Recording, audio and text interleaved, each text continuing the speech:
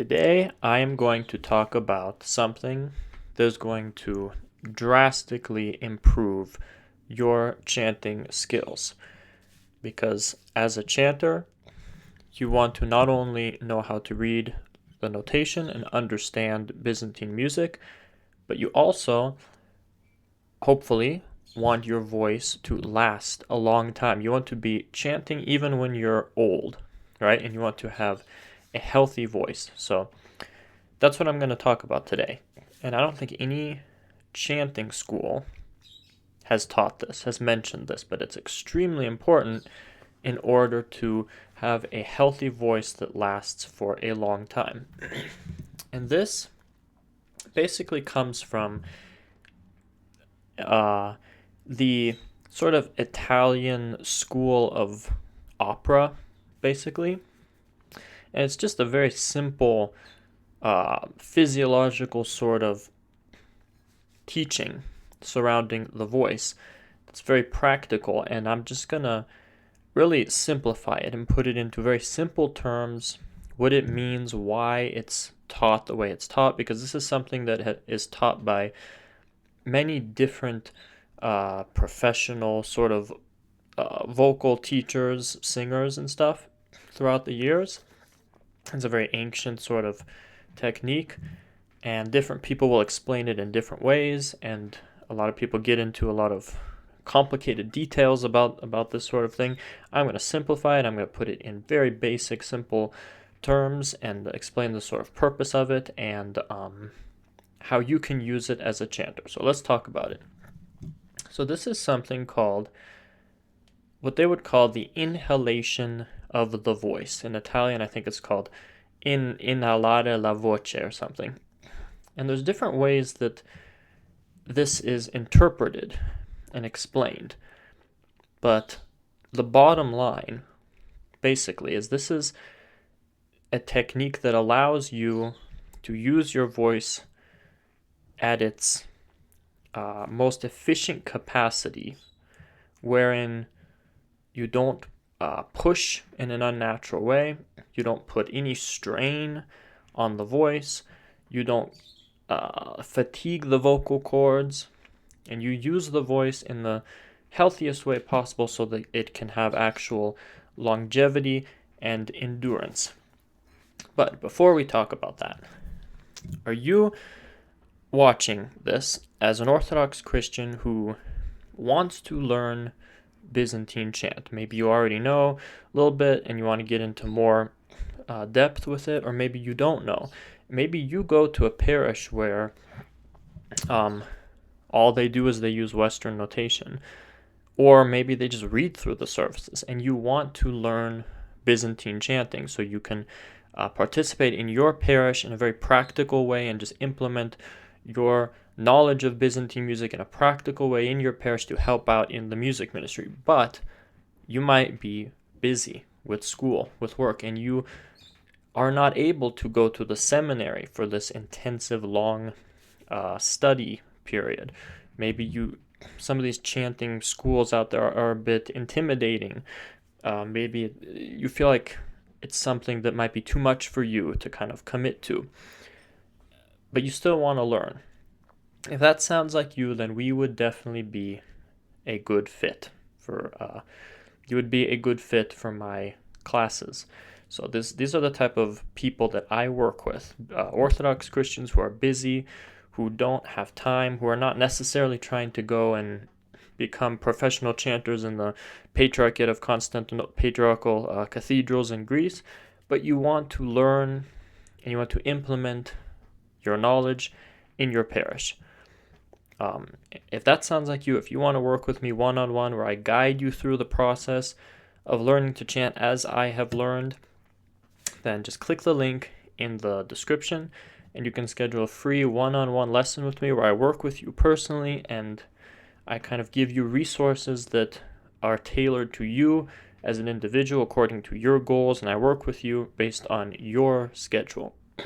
If that interests you, just click the link and you can give it a try for free. But anyway, let's talk about this concept, which I'm surprised I don't think any chanting teacher has spoken about this, which is a big deal because as a chanter you want your voice to have longevity and endurance, and you also want your voice to be heard in the church. You want to be able to project your voice, and this is very, very important. So,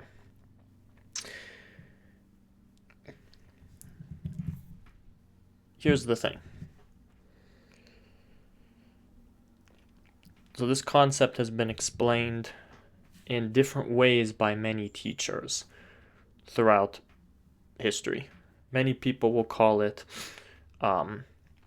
drinking in the tone, or sliding down and back, or inhalation of the voice. And they speak about it in different ways, and I've heard all the different ways that people talk about it, and I'm going to condense it, I'm going to simplify it into one video that's just practical and not super complicated, right? But this is the kind of stuff that, they teach in music schools that people spend thousands of dollars, and, it's very complex sort of stuff that's been taught for many years, and I'm just going to give it to you. I'm just going to simplify it as best as I can. So, what are they referring to? So, many people will describe it as a literal taking in of breath as you sing. So if you want, those who are familiar with, I don't want to get too in depth with some of this stuff because a lot of it is just too complicated to the point where it's not applicable. But I want to explain how people interpret this. So those of you who follow or are aware of somebody named Edward Johnson, was a famous opera singer in Canada or something. He taught this concept, and he taught it in an extremely literal sense, where basically he literally taught that when you sing, if you are inhaling the voice, instead of taking a breath and letting that breath escape when you sing, instead, you're literally going to take in air as you sing. So those of you who are familiar with Edward Johnson, you can kind of watch his video on this, where he speaks about it in a very literal way. You're going to, instead of exhaling air as you sing, which is what we would think we would do, we're going to inhale, take in air as we are singing, and that's going to be our voice. That's how he explained the inhalation of the voice. And obviously you're thinking, well, that's not possible. You can't do it. You can't inhale air as you are singing. He taught it as a literal inhalation of breath, and we'll get into why someone would speak that way in a minute. Other teachers have said very similar things, but more metaphorical, right? Like imagine the voice or the tone is coming to you instead of being pushed out of you, right? Pretend it's like I even think one person said, pretend the voice is like an egg, like if you were to take a raw egg and, this is a weird analogy, I think this is what he said, take a raw egg and just the feeling of it just like sliding down your throat, right? That's kind of weird, but think of that as your voice. Your voice is just coming to you, right? Anyway, the fact that many different teachers throughout the years discussed this, but with slightly different interpretations, slightly different explanations, we can conclude that there's some element of truth in this, and that's what I'm going to talk about. What's the bottom line? What are they talking about? So, basically, what's the underlying message here? Why am I going to talk about this? Like, why am I making this video? So you're chanting in church. Hopefully they have microphones. Maybe they don't. Even if they do, this is still helpful. But you're chanting in church, and you need to get your voice from you out there to the congregation so the congregation can hear it, right? Imagine if you're in a huge cathedral, or if just you're in a church with no microphones. You need to get your voice out there so people can hear it. How do most people do that? Well, they just push louder. They just push out more breath, right? I just push the voice louder, kind of as if you're yelling, just to get the voice out there. Is that the correct way to do things? Or is there a better way? So, if you are pushing out your voice like that, there are a few issues with this. First of all, if you're pushing and you're leaning on these muscles, the throat muscles and such, to kind of make the voice project in that way, basically yelling, you're putting strain on these muscles, you're putting tension. And tension over time is going to cause sort of swelling of the vocal cords, and the swelling of the vocal cords is going to cause a sort of weakness in the voice, a sort of weakening, especially starts in the higher range where it's harder to get those higher notes out because the vocal cords are becoming swollen and they're not closing, they're not coming together in a nice, clean way. So then when the swelling happens, you're going to get the sensation that you have to push even more to get the same result, right? So it's this cycle. When I say that, I mean the pushing has caused swelling of the vocal cords, right? So now since they're swollen, they're not closing correctly, the high notes are not coming out as well as they used to. The high notes are not projecting very well. Your voice is getting weak and breathy. So then what do? You feel like you need to push more. So you've got this cycle of pushing and causing swelling on the vocal cords. Long term, this is not good. Long term, you're going to get issues, specifically something called nodules, which are like almost these little pimples that appear on your vocal cords. And I just thought of something else. Anyway, these nodules, these sort of pimples on your vocal cords, that they become hardened if you continue to sort of abuse your voice in this way. They become hardened, and it's going to eventually need to be removed surgically. And what I was just thinking while I was saying this is, in my process of learning to chant, one thing that happened to me is I rarely, if ever, and this never happens to me now, I never lost my voice. I never completely lost my voice, or I couldn't chant, right? Maybe when I was really young, starting out, it was the acid reflux, but nowadays, I never lose my voice. During Holy Week, never lost my voice. And I thought about that. Why is that? Because I saw people around me were losing their voice. Chanters who had been trained, I've heard of chanters who have been trained professionally, and they've been doing this for years, and they have vocal training, and they were losing their voice. But I didn't lose my voice. I thought, why is that?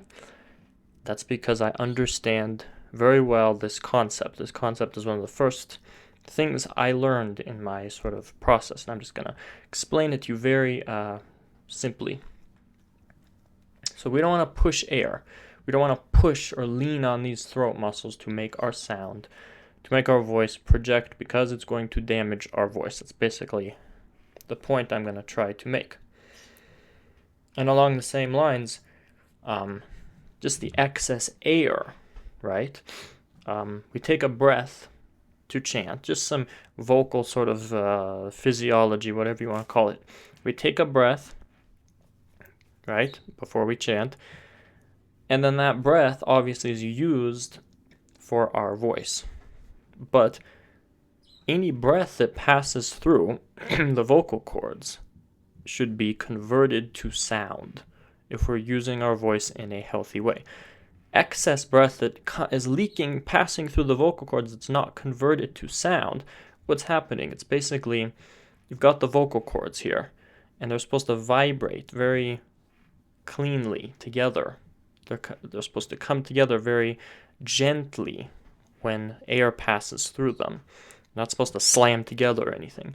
If you're putting excess pushing to get your voice out, pushing excess air through the vocal cords that's not even being used for the sound, you're drying out the vocal cords. You're drying out the natural sort of lubrication, mucosal lubrication in your vocal cords, which means, again, swelling, which means, again, you feel like you need to push even more.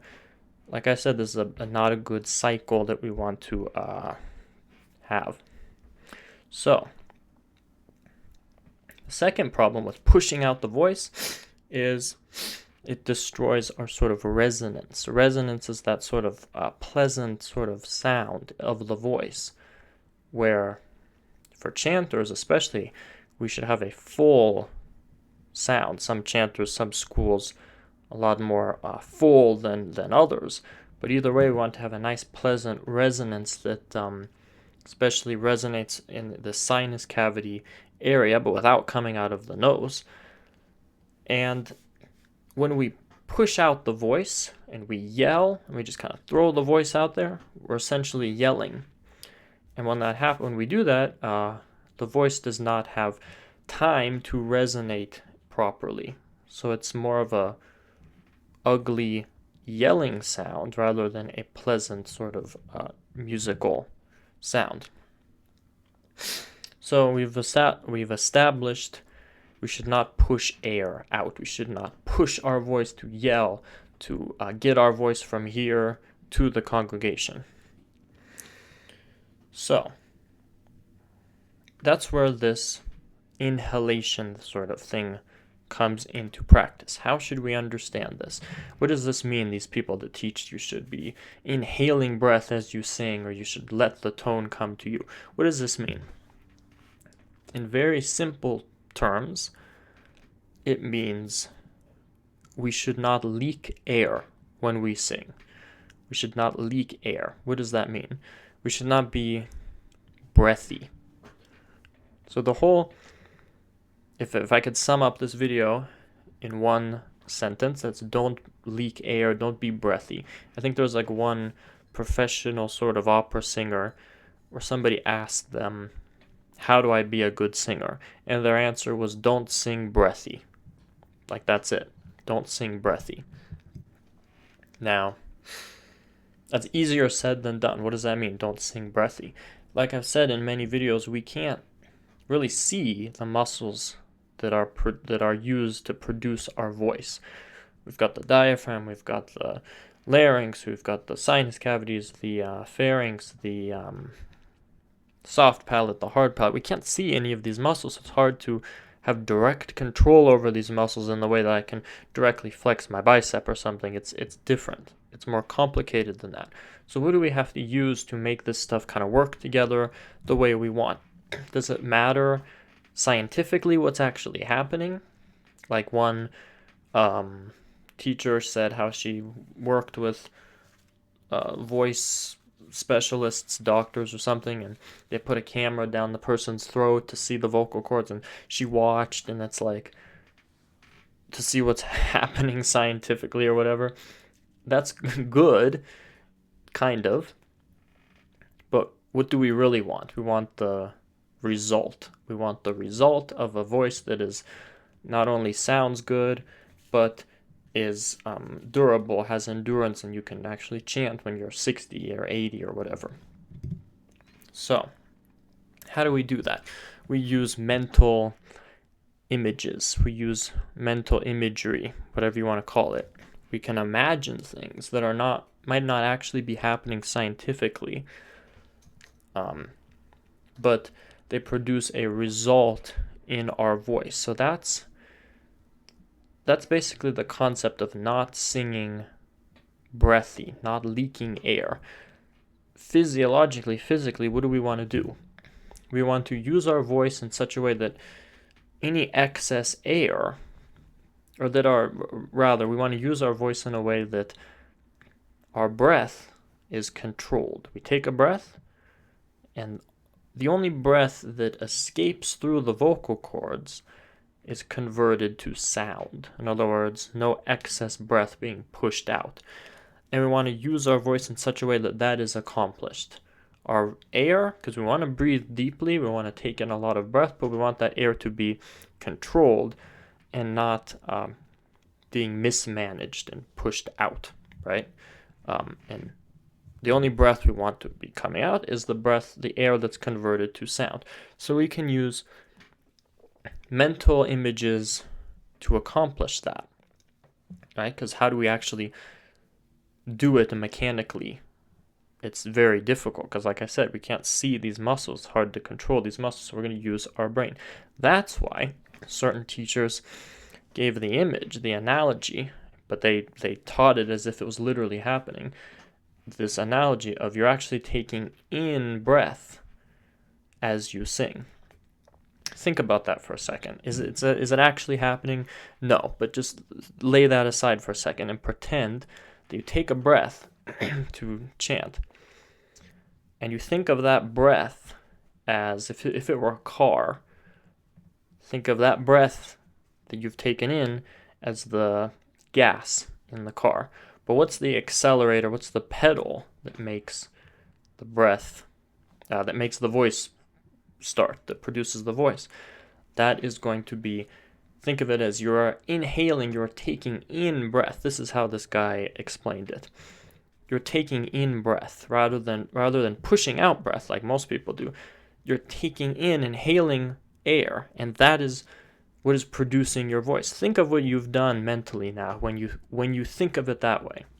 You're going to be way less likely to push out breath and to cause strain here. This is going to be very relaxed, isn't it? That's where these mental images come in. But that's a bit extreme. How can we actually practice this? This is really, I'm going to really simplify it, and I'm going to simplify it in a way that basically people have done for hundreds of years. So, how do we not leak air when we sing? I'm going to use an ancient trick, and that is a lighter, or more easily a tissue.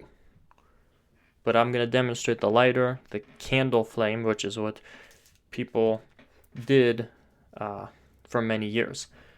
Practice chanting with a lighter, candle flame, whatever. Practice chanting. See, I blew it out already. And your goal is to not make the candle flame move. The candle flame should not move. See, I'm talking and it's moving. There's consonants, and I'll get into the consonants. I'll get into that, but the goal is to not make the flame move, because if it moves, right, I'm leaking air, right? And I don't want to be leaking air. You don't have to use a candle flame because that's a bit, burn your beard or whatever. But here's what we can do. We can use a tissue. What you do is you put the tissue up to you while you chant, and the goal is to make sure that the tissue does not move. So, Kyrie eleison, as opposed to parasku Kyrie, right? If I'm leaking air, that tissue is going to move. But if I'm chanting correctly and I'm not leaking excess air, the tissue is not going to move. So this is something you can practice to immediately get good at this sort of concept. And what you're going to find is that your voice is going to be able to last a lot longer when you chant. And I'm surprised nobody has taught this, like in a chanting school. Maybe they have, but this is super important. Like I said, the goal is to get the tissue to not move. And it's going to take practice. It might move at the beginning. There's certain consonants, which I was going to say earlier. There's certain consonants that leak air, like P. The P consonant leaks air, or sometimes the S, depending on how you do it. I don't know. Or T. So when we come across, we're going to come across those consonants when we chant. We want to be very careful to not leak excess air. And in general, as we're chanting, we want the tissue to not move. So the first step is to practice this and give it a try. It's going to take some time, but eventually, as you keep working on it, you're going to be able to chant where it just doesn't move. What are some issues people run into when they try to do this? First of all, one sort of misconception, one sort of issue you might run into is you might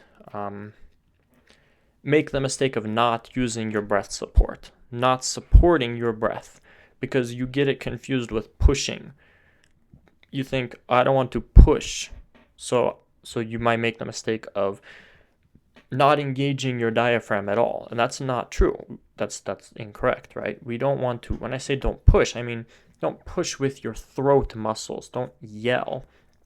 But we do want to have a sort of pressure, or what some would call counter pressure, down here in the abdominal breathing diaphragm muscles. Watch my video about the parts of the body used in singing, where I talk about supporting your breath. That's not pushing. You still want to do that. So make sure just to avoid that sort of misconception. The second thing some people might misunderstand, or might some issue you might run into, is if you think of, some people talk about this incorrectly. They talk about the tone. Like I said, some people will refer to this as drinking in the tone. But what does that suggest? It suggests that the tone or the voice is kind of going in the back of the throat. In other words, the sound is resonating in the back of the throat. Well, we don't want that. We don't actually want the sound resonating back here. We want the sound here. We want the sound up here for a chanter, especially. So be very aware of that. Make sure your sound is still forward rather than back. But at the same time, you are not pushing out breath. And here is the best way to think of it. Again, some mental images you can kind of think about while you're working on this. Pretend you're underwater and you have to sing without making any bubbles. Think of that. Think about that. You're underwater and you have to sing underwater without making any bubbles. These are not just things that I came up with. These are analogies that other professionals have used, and I'm just kind of borrowing it and just giving it to you guys. Along the same lines, pretend you are taking a breath. You're taking a breath, and you are not going to allow any of that breath to exit. You're going to breathe deeply. You're going to feel the breath deep in your body, but none of that breath can exit your body. It's going to stay there. Obviously, it's not true. It's going to exit your body. But think of it mentally as you're not going to allow it to.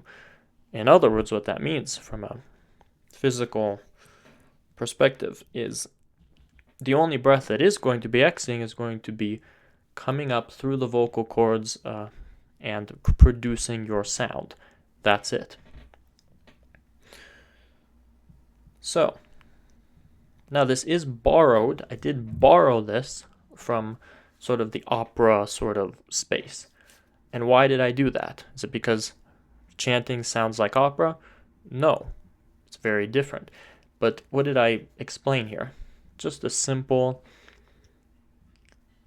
physiological vocal technique that can be used by chanters. You don't need to sound like an opera singer. Obviously, Byzantine chanting is different than opera, but you can still incorporate this sort of vocal technique just for the health of your voice. And there's something else I had to say. I feel like I forgot. I forgot. Wow. Oh, what does this have to do with projecting your voice? You think you have to project your voice by pushing. And you might think, if I do this sort of inhalation, not leaking air, my voice is not gonna project. Not true. Like I said earlier, it's going to project more. It's going to project more, but with less effort. How is that? You're going to have more resonance up here, which is going to carry, right? And also the vocal cords are going to have good closure. They're going to come together nice and cleanly and gently. That's going to give you a sort of full tone, as opposed to a breathy tone if you were pushing. So if you implement this, this is really, really going to help you. I'm trying to figure out if I missed anything.